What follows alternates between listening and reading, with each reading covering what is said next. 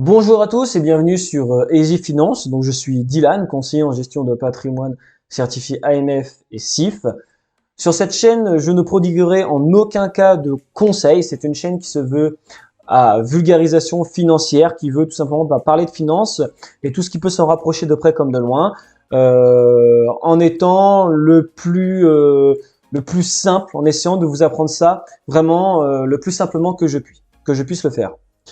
Donc dans cette vidéo, on se retrouve pour calculer la base taxable de l'assurance vie. Comment le faire? Donc déjà, première chose à savoir, qu'est-ce que la base taxable? Puisque c'est vrai qu'on veut calculer une base taxable, mais déjà c'est quoi? Lorsque vous retirez de l'argent de votre assurance vie, l'imposition ne se fait pas sur la totalité de la somme retirée, mais sur une partie du capital et des intérêts. Sachant que nous ne pouvons pas taxer deux fois le même capital, il faut pouvoir distinguer la part des intérêts dans ce retrait qui, eux, seront imposés et soumis aux prélèvements sociaux, et le capital qui ne le sera pas. Donc, j'ai mis un petit schéma que j'ai trouvé sur Internet. Donc, voici ce qui se passe lorsque vous effectuez un rachat partiel. Intérêt, il y a une part qui sera d'intérêt imposable et une part de capital non imposable. La formule est plutôt simple. Base taxable égale rachat moins rachat fois les versements divisé par la valeur du contrat à l'heure du rachat. Voici un petit exemple. Souscription d'une assurance vie de 100 000 euros, rachat partiel de 10 000 euros au bout d'un an. La rentabilité du contrat est de 4% à la date du rachat. La valeur du contrat est donc de 104 000 euros, 100 000 fois 4%. On applique notre formule. Donc le rachat moins rachat fois versement divisé par la valeur du contrat à l'heure du rachat. Ce qui nous donne 10 000 moins 10 000 fois 100 000 divisé par 104 000. Ce qui nous donne une base taxable de 385 euros. Maintenant, on va calculer l'impôt dû. 385 fois 30%, 12,8% d'impôt, plus 17,2 de prélèvements sociaux, 116 euros. Eh bien oui, puisque de toute façon, c'est au bout d'un an, et donc nous n'avons pas l'avantage fiscal que procure justement avec l'abattement au-delà des 8 ans. 116 euros, montant du rachat net de fiscalité, 9 884 euros. Bien évidemment, il est possible d'opter pour l'option pour le barème. Et là où vraiment je veux attirer votre attention, c'est que vous avez fait quand même un rachat de 10 000 euros et vous avez quand même que 116 euros d'impôts et de prélèvements sociaux.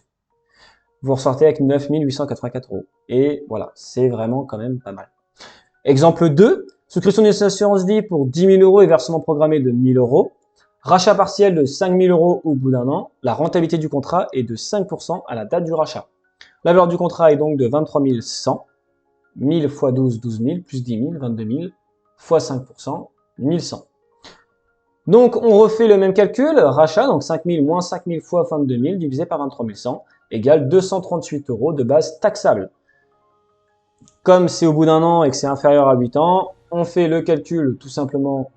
Alors, on imagine aussi que les versements ont été effectués après 2017, 238 fois 30% égale 71,40 euros. Montant du rachat net de fiscalité, 4 929 euros.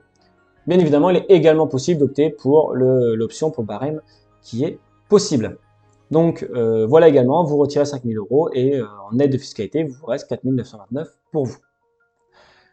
Exemple 3, monsieur et madame Duclerc souscrivent une assurance vie pour 300 000 euros, rachat partiel de 30 000 euros au bout de 8 ans.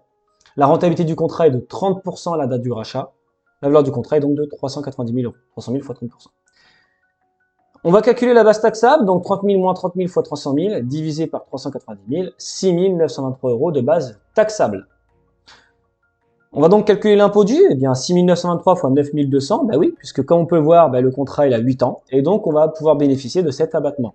Vu que c'est un couple, c'est 9 200, donc 0 euros d'impôt à payer. Par contre, les prélèvements sociaux, eux, n'ont pas le droit de bénéficier de cet abattement et seront donc, l'assiette taxable sera donc taxée entièrement sur justement ces prélèvements sociaux. Donc 6 923 fois 17,2 égale 1191 euros de prélèvements sociaux.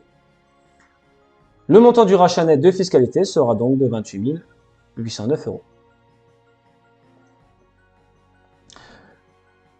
Donc voici pour cette petite et courte vidéo sur comment calculer la base taxable de l'assurance vie, qui est un petit complément, même si voilà certaines justement diapos ont été repris justement de la vidéo sur l'assurance vie.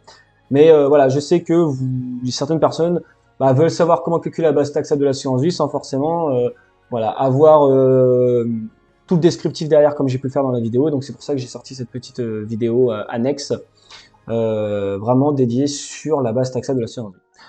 En tout cas, donc j'espère que cette vidéo vous a plu, qu'elle va vous être utile.